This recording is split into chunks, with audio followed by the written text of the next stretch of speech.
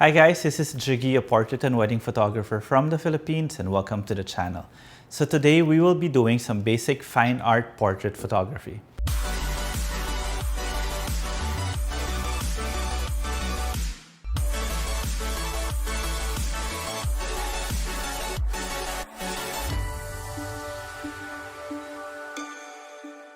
So when it comes to fine art portrait photography, there are three factors for me that are essential for you guys to consider. The first one will be the background, the second it's the light, and the third is the posing. So I'll go through it one by one. The first one, of course, is a background. I have here a beautiful hand-painted backdrop by Kate Backdrops. It's available online. I'm going to put a link in the description below. It's fantastic, and the reason why I love it is because it is hand-painted. So it gives us that type of background that is suitable for that of fine art portrait work. Secondly, the light. Most masters that we are following when it comes to lighting, especially when we consider fine art portrait work, are the masters of the past: Rembrandt, Da Vinci, all these fantastic paintings, and they all have one thing in common, and that is beautiful soft window light.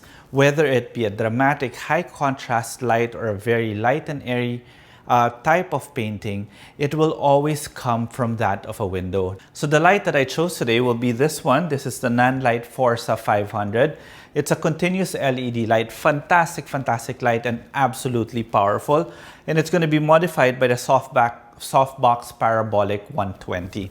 This one should give us very good soft light, considering the size. If you guys want to see it, it's pretty big. It's 120 cm. And at the same time, having it this close to the subject will give us beautiful soft light, but a lot of contrast. Now later, I will show you guys how I will remove that contrast.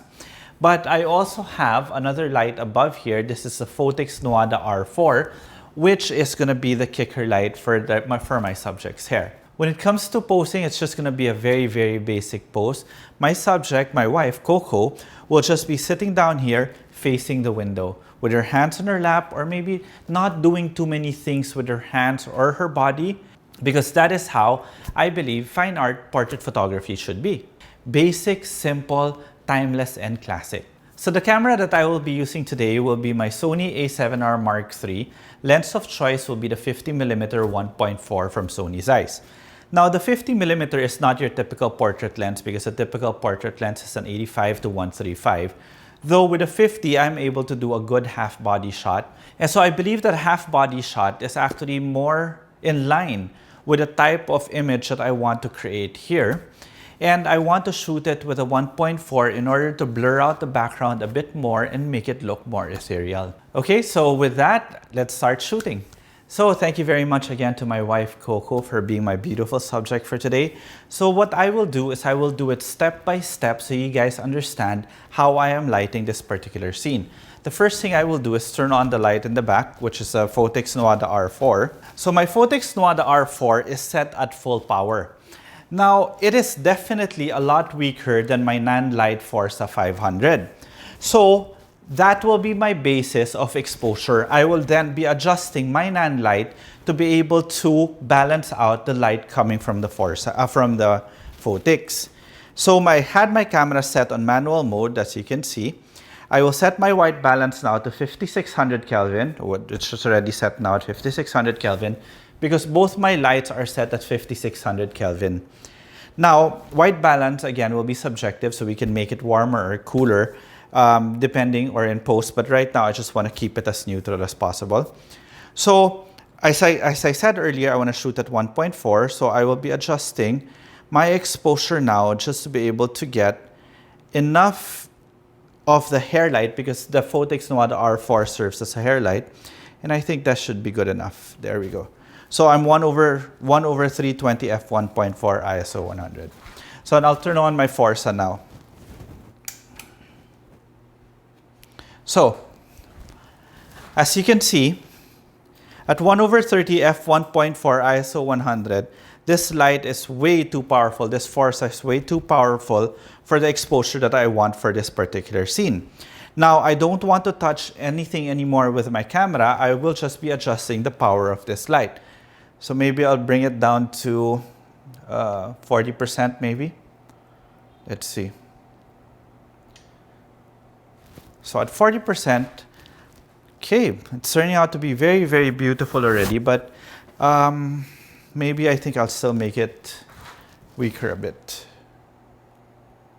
So I brought it down now to 30%. Okay, that looks just about right. Now, in case you guys are wondering why my composition is like this, notice how old Renaissance paintings, they don't really crop to the top of the head, which is actually something in some previous videos that I said you should be doing. But as I said in that video also, you have to know the rules in order for you to break them. And I think with this one, I just want her at center, bring in the beautiful backdrop also, and just leave that much space over her head because it adds character to the entire image. With old paintings also, something that you guys may not know is that none of them smiles. Now, I recently learned why that happens. Is because when you're smiling, you work up more of your muscles.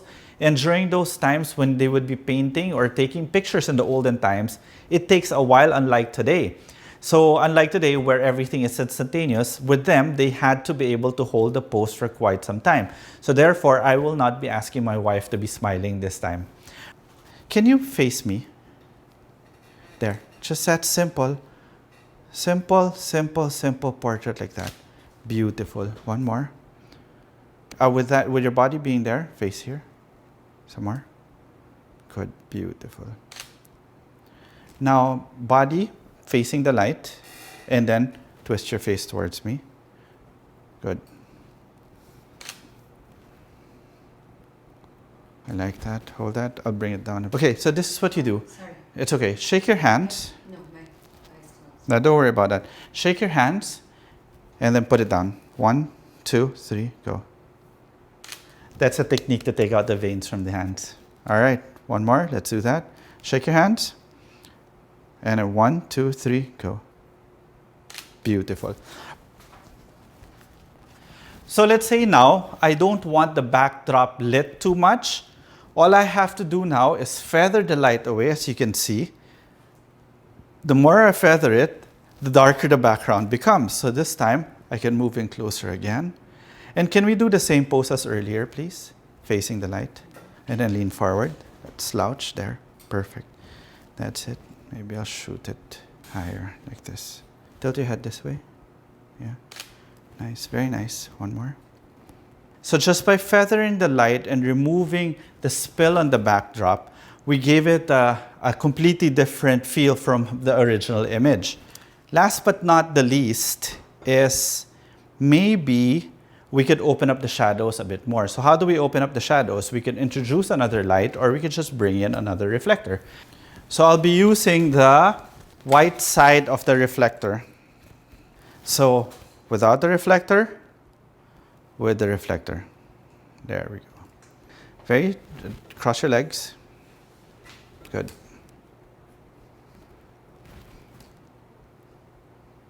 Lovely photograph. Okay, that's it.